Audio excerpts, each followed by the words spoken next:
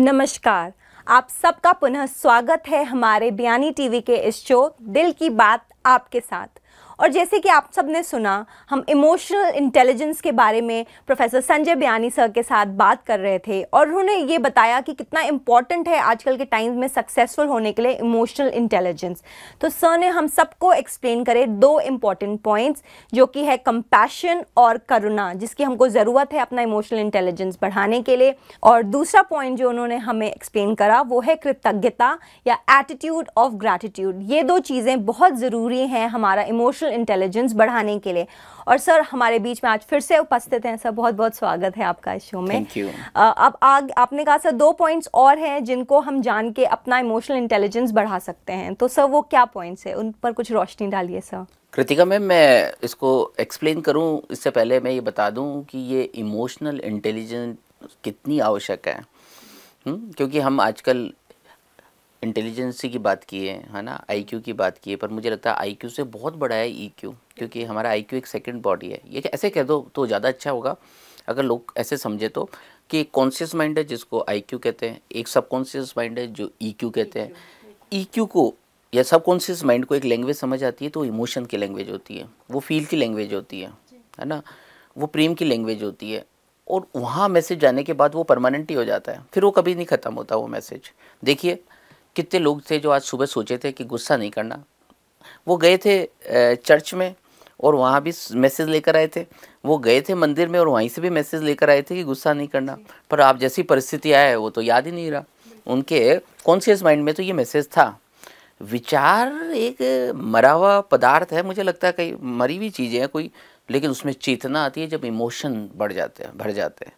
तो emotional intelligence की बहुत ताकत है। आज पूरी सोसाइटी के को मैं बोले कि पूरी सोसाइटी है 700 करोड़ दुनिया वालों की सबसे बड़ी प्रॉब्लम क्या है, तो उसका एक लाइन में जवाब देना चाहूँगा कि मन अशांत है। और मन अशांतता इसलिए है क्योंकि वो इमोशनली फिट नहीं है। इमोशनली फिट होने के लिए, भावनात्मक रूप से मजबूत होने के लिए मैंने 2 पॉइंट आपको बताए थे। तीसरा पॉइंट जो है जो हमें बहुत ताकतवर बना देगा, ये तीसरा पॉइंट है फ्रेंडशिप, मैत्री। हम सब में भेदभाव करते हैं, पर जैसे मित्रता होती है हम लोगों को स्वीकार करने लगते हैं। कृतिका कभी ऐसा नहीं होता हम पानी के पास खड़े हो और बोले पानी तुम गर्म क्यों नहीं हो, आग जैसे क्यों नहीं हो, हम कभी ऐसा नहीं बोलते। कभी हम आग के पास खड़े होकर भी ऐसा नहीं बोलते आग तुम पानी जैसे क्यों नहीं हो। कभी हम आम के पेड़ के पास खड़े होकर भी ऐसे नहीं बोलते कि आम तुम केले जैसे क्यों ना हो, और केले के पेड़ के आगे भी खड़े होकर नहीं बोलते कि तुम आम जैसे क्यों ना हो। तो हम चीज़ों को जैसे है वैसे नहीं एक्सेप्ट करते। 700 करोड़ लोग, 700 अलग चेहरे, 700 अलग विचार। तो अगर इन लोगों को अगर हमें एक्सेप्ट कर ले, इनमें फ्रेंडशिप ले आए है ना, तो कोई दुश्मन रहेगा ही नहीं हमारा। तो हम मन शांत होगा, तब हम सहज होंगे, तब हम इमोशनली फिट होंगे, तब हमारे को हमारी ताकत का पता चलेगा। तो मुझे लगता है कि जो ये चीज़ है मैत्री, हर चीज़ को में फ्रेंडशिप करना, हर चीज़ के साथ में इन्वॉल्व होना, उसको जैसी है वैसे एक्सेप्ट करना, फिर उसको उसमें कुछ अच्छा देना, ये हमारी ताकत है। जी सर, बहुत ही खूबसूरती के साथ आपने हमें बताया मैत्री की क्या वैल्यू है हमारी लाइफ में और कैसे हम लोगों को उनके उसी स्वरूप में एक्सेप्ट करके अपने इमोशनल क्वेश्चन को बढ़ा सकते हैं। सर ये बहुत ही अच्छा और पॉइंट था जो आई थिंक सब दर्शक इससे रिलेट कर सकेंगे। सर वो चौथा पॉइंट क्या है जो हमें अपना इमोशनल इंटेलिजेंस बढ़ाने में मदद कर सकता है? देखिए चौथा पॉइंट भी बहुत अच्छा है। कुछ लोगों की इच्छा होती है हर केस में मज़ा लेते। वो आज देखिए ना, हम आए थे अपने गेट से एंटर होके, कुछ फूल खिल रहे थे, कुछ लोगों ने उसे देखा, कुछ ने देखा ही नहीं। जबकि फूल का खिलना तो एक बहुत बढ़िया खूबसूरती थी। कुछ लोग कह सकते थे वाह क्या तुसी ग्रेट हो फूल, वाह मज़ा आ गया। हम बोल सकते थे राइजिंग सन को देखकर आज, अरे सन तुम तो ग्रेट हो, मज़ा आ गया। मुझे लगता है ये छोटे छोटे मज़े मिलके प्रसन्नता बन जाती है। और ये प्रसन्नता इसका चौथा पॉइंट है। जो जिसके अंदर हैप्पीनेस होगी वही हैप्पीनेस क्रिएट करेगा, क्योंकि जो हमारे अंदर होगा वही हम क्रिएट करेंगे। छोटी छोटी चीज़ें में खुशी देखें। छोटे छोटे बच्चों को कुछ टॉफ़ी देने में हमारे को खुशी मिल सकती है ना। किसी को कुछ मैं हेल्प यू बोलने से खुशी मिल सकती है ना। आप नए कपड़े पहन रहे हो उसमें भी आपको खुशी मिल सकती है। आप कपड़े पहनते पहनते खुश हो जाओ, आपकी इच्छा है। आप ज़बरदस्ती पहन लो उनको, ये भी आपकी इच्छा है। मुझे लगता है चौथा पॉइंट जो है वो प्रसन्नता का पॉइंट है। अगर हम हैप्पी हो गए तो मुझे लगता है कि फिर हम सहज हो जाएंगे, फिर शांत हो जाएंगे। और आज सब युवाओं की एक इच्छा है कि वो अच्छे डिसीजन मेकर बने। डिसीजन मेकिंग की पूरे मैनेजमेंट का सार है। कोई बोले कि अच्छे मैनेजर कैसे बनते हैं और अच्छे मैनेजमेंट किसको बोलते हैं, बोले जिसको डिसीजन मेकिंग इज़ मैनेजमेंट। अगर ऐसा बोल दे, चुटकी बजाकर हम अगर ये बात बोल दे कि management is nothing more than decision making, तो इट इज़ राइट।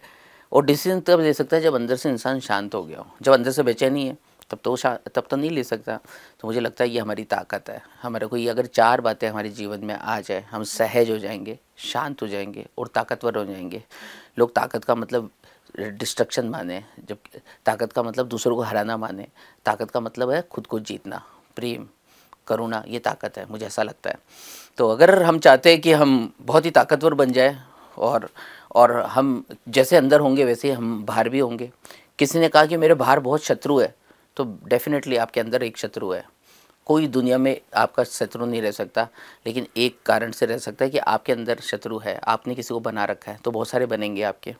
सो अगर इस बात को हमने समझ लिया तो हम इमोशनली बहुत फिट हो जाएंगे। हम 4 पॉइंट को फिर दोहरा देते हैं कृतिका में, हम 4 पॉइंट को वापस दोहरा देते हैं और ये चारों के बारे का सोर्स भी बता देते हैं। सबसे पहले हमने चर्चा की थी कि कृतज्ञता हमारी सबसे बड़ी ताकत है।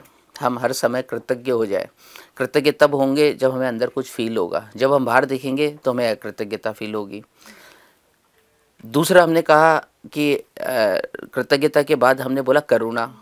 करुणा के लिए हमने बताया भी था आपको कि करुणा तब आती है जब आप ये देखिए कि ये कल अगर नहीं रहेगा, हो सकता है कल हम ना रहें, कल हो सकता है ये पर्सन जिससे आज मिल रहे वो ना रहे, आज ये वृद्ध कल सुबह ना देखे, तो हमें उस पर करुणा आने लगेगी।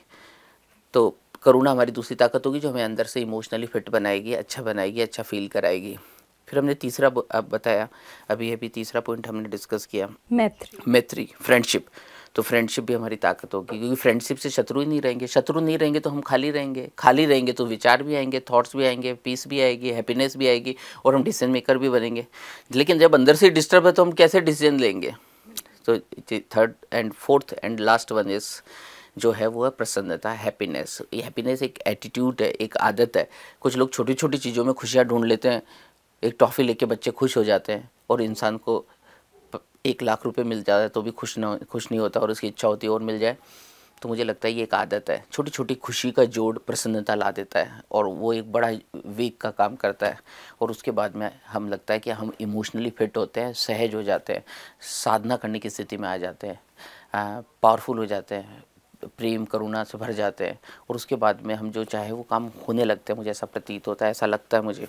बिल्कुल सर, बहुत ही अच्छे आपने प्रोफाउंड वर्ड्स और बहुत सिंपली एक्सप्लेन करे। आम लोगों की भाषा में इतनी डिफ़िकल्ट चीज़ें आपने इतने अच्छे ढंग से एक्सप्लेन करी। मुझे लगता है सब लोग इससे रिलेट कर सकेंगे और ज़रूर इसको फॉलो करेंगे अपनी लाइफ में और इमोशनल क्वेश्चन जो आजकल के ज़माने में बहुत ज़रूरी है अपना बढ़ा पाएंगे।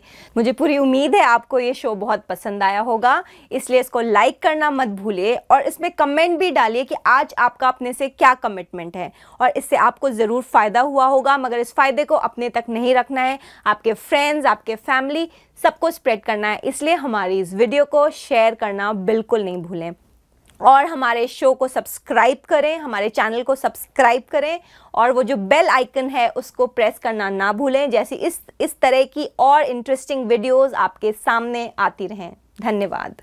Thank you.